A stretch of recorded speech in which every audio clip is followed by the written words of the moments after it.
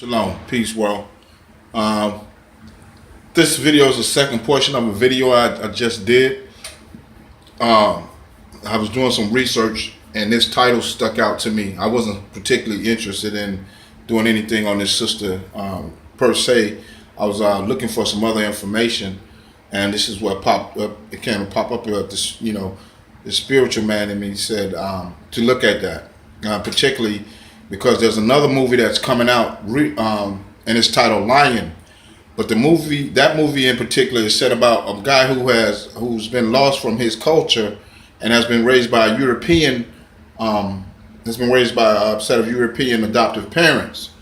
Now the thing with that is, you have to understand, is that he's from the setting, of course, is in America and India. India's of course, there are billions of people that live there. I mean, almost a billion, whatever their population is. But what struck me was the title. It was called Lions. And me understanding, with the understanding that I have, and knowledge that I have, I decided to go ahead and look at the trailer to the movie. The trailer is very interesting because if you see the subliminal message in it, it's about a refugee, so to speak, or an adopted kid. He grew up as a kid, but from a kid to a man, raised by this family. Now, if you look at the subliminal message in the programming, you will see that this is a story about the so-called black man in America, or the lost, those that are lost from their homeland. He says, I have a mother and a brother in that particular clip. But check out that clip. Once you see the video, go look at that trailer for the movie Lion. Now, I came across this, Lions and Tigers and Bears. In my last video I just did, I explained, and without even looking at this article here on Wikipedia, some stuff can be true, but nonetheless, when I did that video, I hadn't yet looked up this right here. So what I did was, again, I'm just scrolling. I'm looking for some other information. But this is what I remember in the video. I said that this song was not about really love between man and woman. What this song was about, they showed you the image of love between two people. But what this song was about, this song really was about, right here what she says. Sullivan said that the Lions, Tigers, and Bears represents my career in the music industry. The phrase Lions, Tigers, and Bears is from Dorothy in The Wizard of Oz. All right. So this is a fairy tale land. All right. A land, if you ever seen The Wizard of Oz, you would understand the story. But listen, it says there, Lions, Tigers, and Bears uses a sample from Salam Remy's Shallah's Playground. It was written by Jasmine Sullivan and Salam Remy.